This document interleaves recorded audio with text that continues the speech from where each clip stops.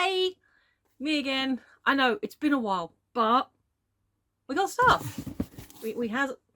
It's actually quite a light one, which is unusual. It's another one, I can't remember what it is. It's been a while. I probably had an email. I've had a few emails recently. And like I said, it's quite light. But I don't know what's going on. So the best way is just to open her up and find out. So how you been? You well? You doing good? Cool. Let me just get you.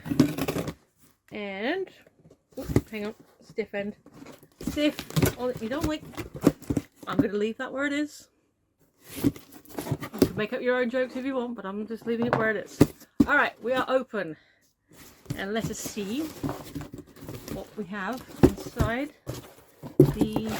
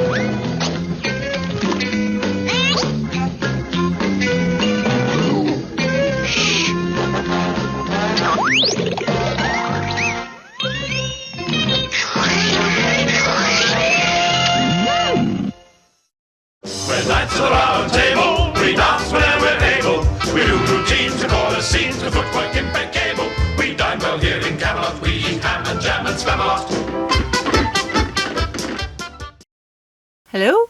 Oh, it's you. The fan. Yes. I guess I got tapped for some reason. Probably because the next movie has to do with England. I should be offended by that, but yay! Yep. Scooby-Doo, The Sword and the Scoob was released on February 23rd, 2021. However, that wasn't the original plan. As mentioned in the last video, The Sword and the Scoob was supposed to have been the actual end of the trilogy begun with Curse of the 13th Ghost, and in fact was originally titled Scooby-Doo in King Arthur's Court. However, something happened behind the scenes because Maxwell Adams was brought in to take over directing duties on the film, and since he has writing credit, most likely to do a bunch of rewrites when things got shoveled around. Adams himself isn't quite sure what happened to cause the film to get pushed back and for him to be brought on board, although a post on his Tumblr has him theorizing that a majority of the creative team on this movie may have been moved over to assist with the production of Scoob. Whatever the reason, the movie is credited as being directed by Adams, Christina Soter, and Mel Zwire, with the story by Jeremy Adams and the script by Adams and, Adams. Adams and Atoms, coming to the BBC in autumn. You can't even wait for the movie to start before the jokes, can you? Nope. Fine. The movie opens with... Do you like my toupee, barbarian? Demon dogs! He's taken a piece of Ookla's mane! a Thundar the Barbarian abridged series? So this is an opening. This version of Thundar is apparently being watched by Luigi, who is a passenger on an airliner during a storm. Well, we all know where this is going, don't we? So we're parodying both Thundar and the Twilight Zone within the first minute of this film. This bodes well. Oh, you have no idea. Because a door opens on the side of the plane and Scooby flies out wearing a parachute and barely gets caught by Shaggy before he's left behind. The monster claws at the parachute, ripping open the pack, but apparently that was the plan because Scooby pulls the ripcord, causing the chute to spill out and trap the monster. The cords for the chute start flailing around near the back of the plane where the rest of the gang are waiting, and they reel in the monster. And from this day forward, Mystery Inc. was permanently on the no-fly list. Back on the ground, the latest creep in a mask is exposed, and sadly that whole trilogy we just went through means absolutely nothing because Velma's back to being unbearable. But I still don't know how you figured it out. Easy, with science. So, basically, after a lot of technobabble about cross-referencing DNA samples and airline food and Scooby and Shaggy eating said food, we get to the hook of the movie because Shaggy's ancestors come from a village in northern England called Norville O'er Morgania, which is one of the suspected locations of Camelot. Because of course it is. Also, it says that it has the best fish and chips in all of the United Kingdom. Ah yes, good old fish and chips. Actually, they look a bit more like wedges to me, but that's just nitpicking. Looks yummy either way. You and Gutslove would get along great. Anyway, since the owner of the airline is grateful to the gang for catching the monster, they get a free trip to England, which leads to the opening credits.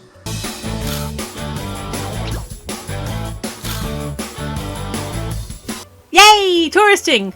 And apparently the van got shipped over as well. Although, Fred, you're kind of driving... Jonesmen don't need maps. We were born with an innate sense of direction. We were made for the open road.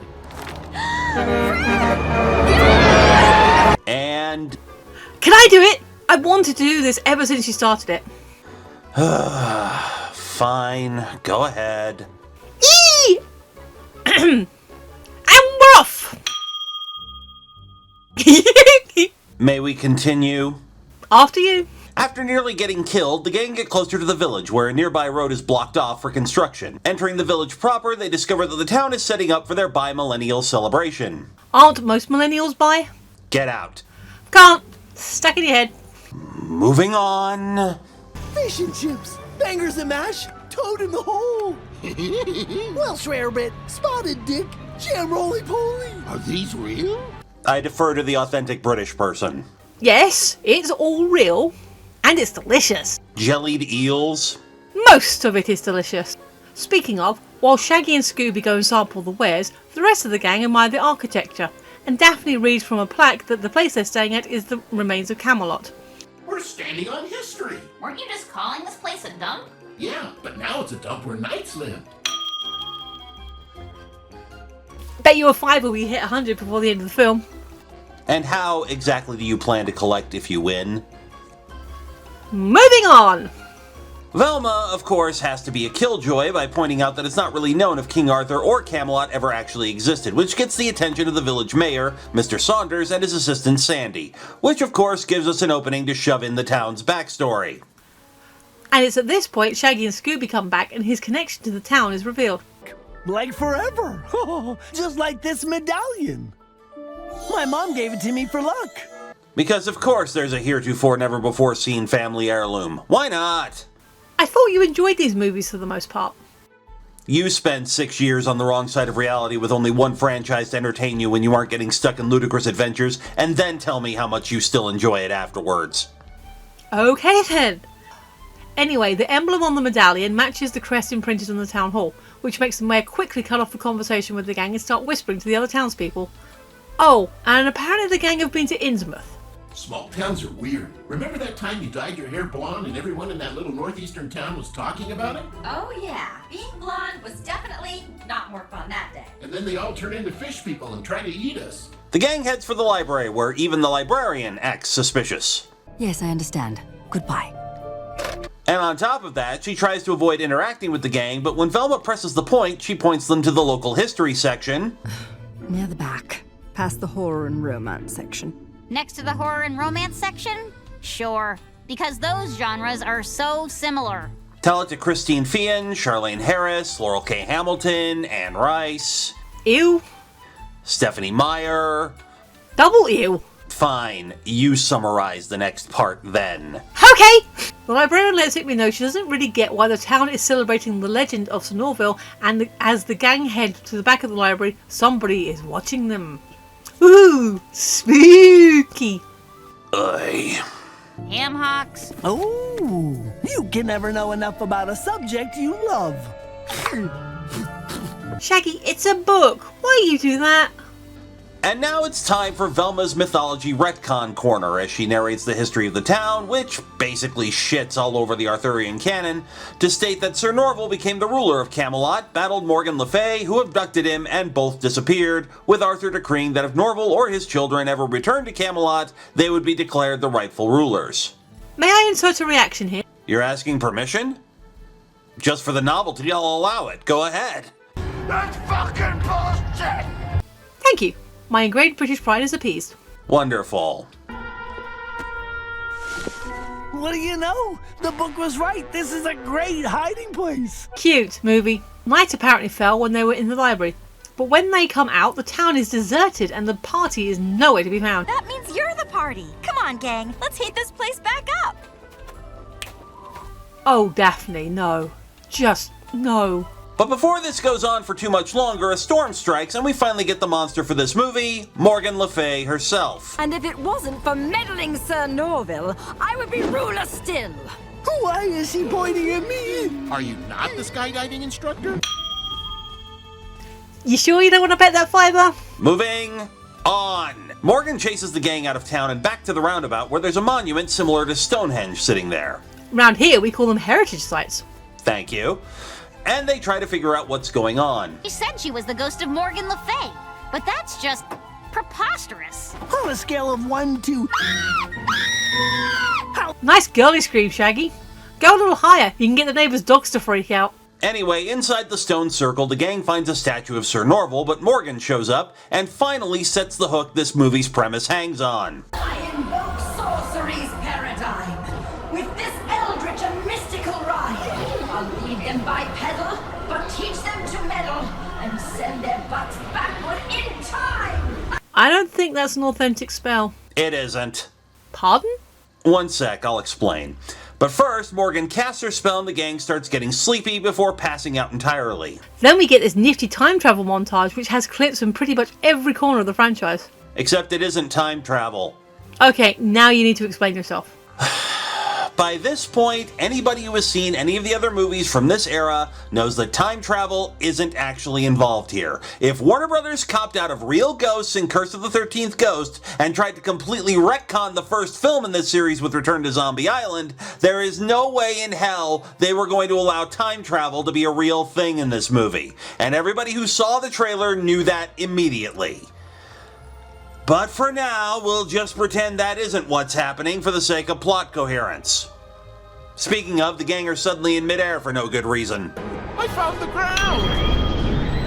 The gang lands on the ground uninjured, somehow, and Velma confirms that wherever they are, they have no cell phone signal, which leads to a discussion about whether time travel is possible, and then debating the genre of Thundar. So not like fantasy, but science fiction, like Thundar. No, Thundar's more dumb fantasy than sci-fi. But you like Thundar. I like Thundar's abs, okay? I'm watching for the abs. But the debate as to whether or not they've time travelled... They haven't. Rude! May I continue? Oh, by all means, please.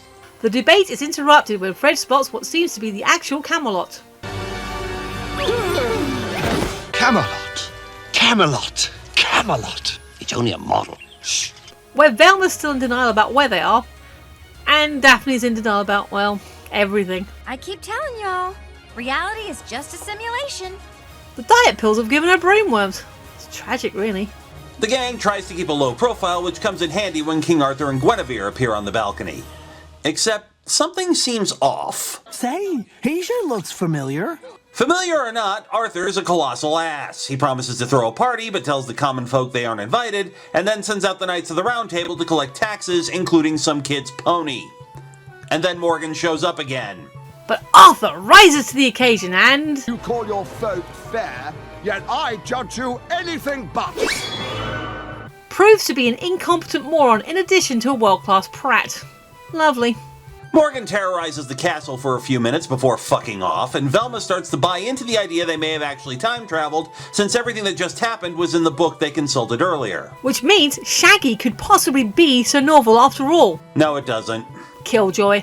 And if we're responsible for the legend, then we have to do exactly what it said, or otherwise we'll mess up the timeline, which could cause us to cease to exist. Or worse, the whole universe may implode in a quantum paradox. Granted, that's a worst-case scenario. The destruction might in fact be very localized, limited to merely our own galaxy.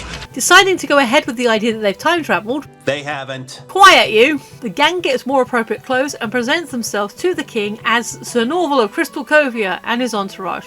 For whatever reason, Arthur thinks there's witchcraft afoot and Shaggy decides to oblige. Where I'm from, I was taught by 1,000 sandwiches. Courtesy of a god-awful pun. Yay! Anyway, after making the sandwich, Shaggy needs a knife, but because this is Scooby-Doo, he heads straight for Excalibur, which is on display in the stone with a plaque I have said they didn't actually time travel, right? You may have mentioned it. Shaggy pulls the sword from the stone because of course he does. Which also, of course, means that almost everybody recognises him as the rightful king. This does not make Arthur happy. We will settle this like men. Ah, yes, of course. Merlin. Because why not? Merlin? Where? And he's also a complete bloody idiot like Arthur. Why? Because this movie was half finished and Maxwell Adams is clearly trying to patch the holes in the story with non-stop jokes. Not very good jokes, but I guess he's hoping that if one doesn't land, another one will be along soon enough to cover it. Along with the plot points, apparently. Because Merlin teleports everyone to the courtyard so the dispute over who's going to be king can be resolved by having the two of them pick champions to fight on their behalf.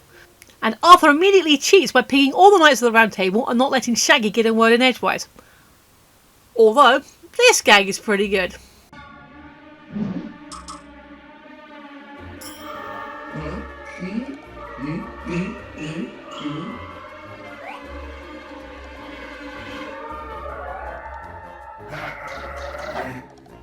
Yeah, you know what? I'll give that one to the movie. Despite the fact that Arthur picked Sir Kay 3 times. It's okay, it's okay. Could I? I was Bedivere. Could I please? It's okay. Anyway, Fred volunteers to fight on Shaggy's behalf because there's basically no one else left to do it. And while this is going on, Velma goes in search of Merlin so they can find a way back. Yes? I've already said time travel isn't what's happening here. Say it! I'm not saying it. I won't let you move things along until you do. Say it! Say it!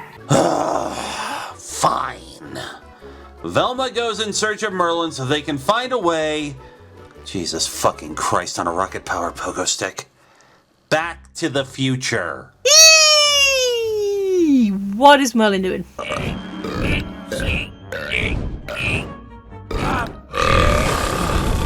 So Merlin's not just a moron, he's a gross moron. Lovely. Needless to say, about all the help Merlin gives is by giving Velma a book with the usual, you will know what to do with it when the time comes nonsense. Meanwhile, Fred armors up for the fight, but Morgan shows up to put a damper on things. Or, more accurately, a chill. Freeze! I can't move. Since Fred can't compete and the gang are still assuming time travel is involved here, it isn't. And it plays by ripple effect rules, that means Daphne has to come in and fight on Shaggy's behalf. She's pitted against Lancelot, and while the actual jousting is a draw, Lancelot is the first to recover. Smite that knight right in the snoot. No, not the snoot. We also get a call back to the What's New era. Well, damn. Go Daff. And Arthur's even a good sport about it. That's a point for you, but so worth it. Cheese? Cheese. Good sight gag is good. We go to a montage where Daphne just utterly destroys the rest of Arthur's knights, making Shaggy the winner of the contest. But of course that's when Morgan shows up again to haul off the King of Camelot. Oh, and we get proof that Shaggy's stronger than Fred. Morgan sends the Black Knight into the arena, because of course there's a Black Knight, and he immediately starts attacking Daphne, but before he can finish her off, Velma shows up and wins the day by being a killjoy again. And science, I guess. Abraca, whatever fantasy nerds say.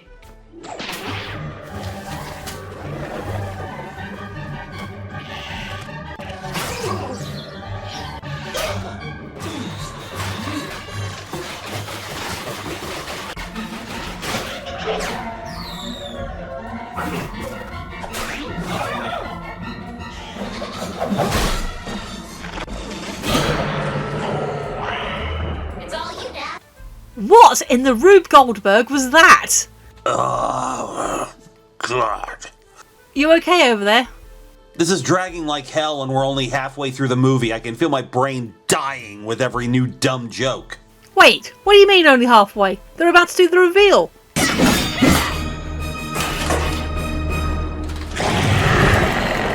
Told you. Halfway. Anyway, Velma uses the book and summons Merlin, who promptly steals a gag from Ocean's 11. Oh, looks like we've gotten ourselves into a bit of a Barney, haven't we? Barney. That Barney rebel. Right with trouble. Zaps the Black Knight, who collapses into a pile of armor. Oh, Jesus. And then he does this. Yep, still a gross moron. Anyway, Morgan's still getting bored with Velma arguing with Merlin, and This is all just bad limericks and gobbledygook. To a wizard, gobbledygook is the most important kind of gook. alright, that one got me. Yes. Also, make a note of the word gobbledygook. I like it. I want to use it more often in conversation. Yes. Merlin fucks off, and Morgan, who is apparently as bored with all this as the audience presumably is, grabs Shaggy and flies off with him. As the gang try to figure out what to do, the photo of them on Velma's phone starts fading. Arthur tells them that she's taken Shaggy to her keep, which has a gauntlet of traps along the way. Did someone say traps? Deadly traps? Arthur says he's not coming with them because Shaggy's not his friend, but then we flash back to literally 5 minutes ago in the movie, and he realizes that yes, he is friends with Shaggy, but he's still not leaving without his knights. And since Daphne clobbered them all, he just knights the rest of the gang instead. Loopholes are the best kind of holes. What? Moving on. Oh, alright. After getting armoured up, everyone arrives at Morgan's keep, which Velma thinks looks familiar, and they keep setting off the traps. Did it work? I guess not. Here's a thought, gang. Maybe stop stepping on the stones? Or just call in Fred, who uses the armor they're wearing to create a way through the traps. Am I a wizard? No. Am I an artist? I hadn't really thought about it. But even if he is an idiot in every other respect, Fred's anti-trap trap works and gets everyone through the gauntlet. And with a little help from Scooby, manages to save Arthur from falling down a gorge. Thanks, guys. But come on, we've got to save Shaggy. The gang finds Shaggy in what appears to be a treasure room, where he's gorging himself. But he and King Arthur don't want to leave the food behind, so Scooby takes the initiative.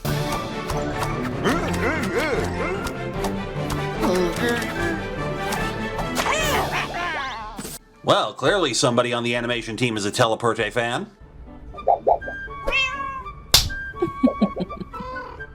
Unfortunately, the picture has completely faded from Velma's phone. Whatever we did, we just made the timeline worse.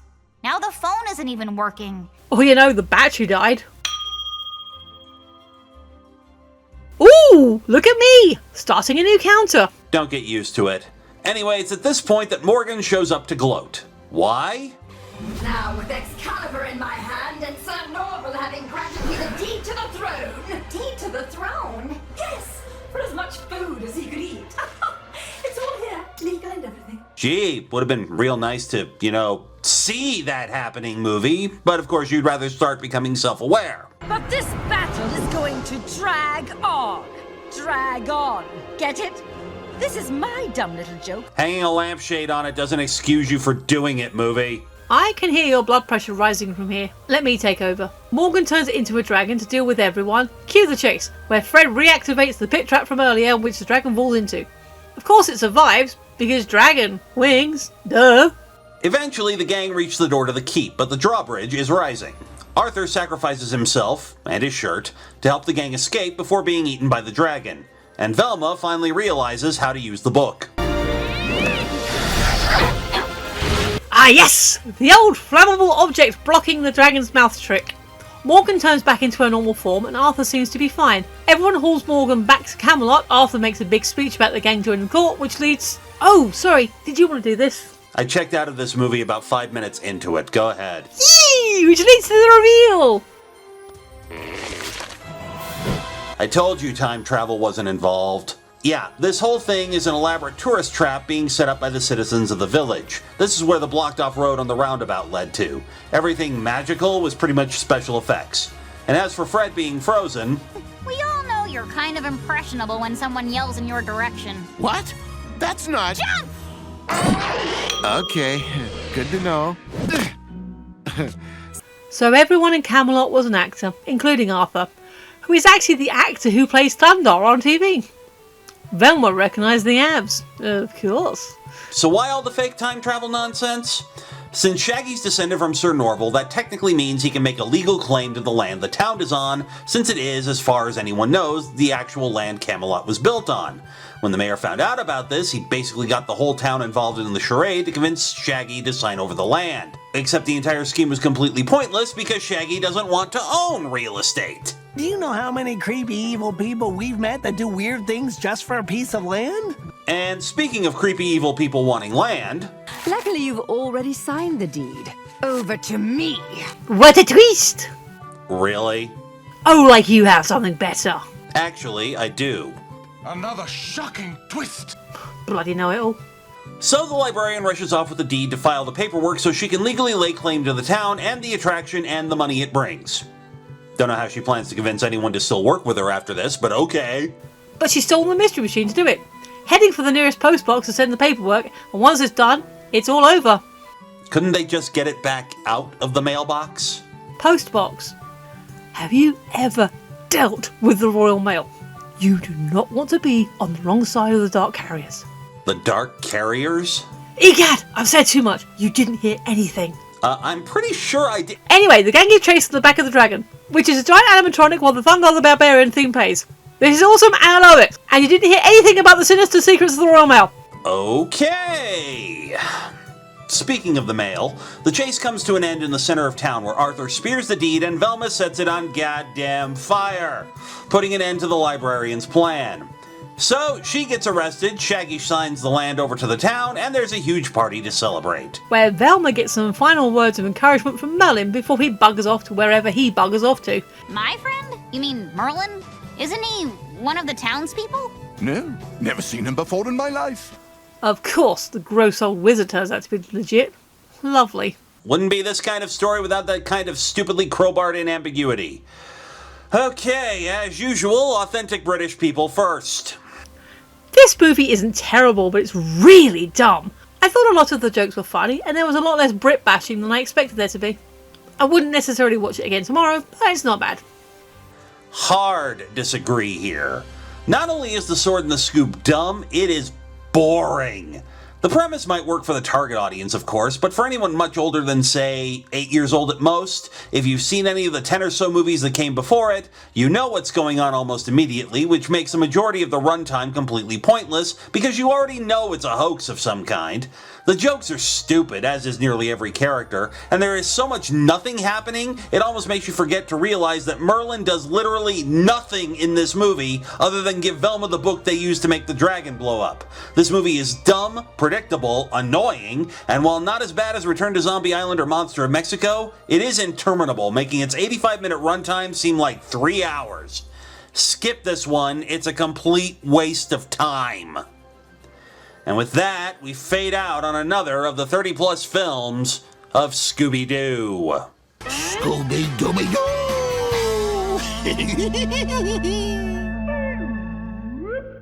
Ooh, spooky. Scooby-Doo!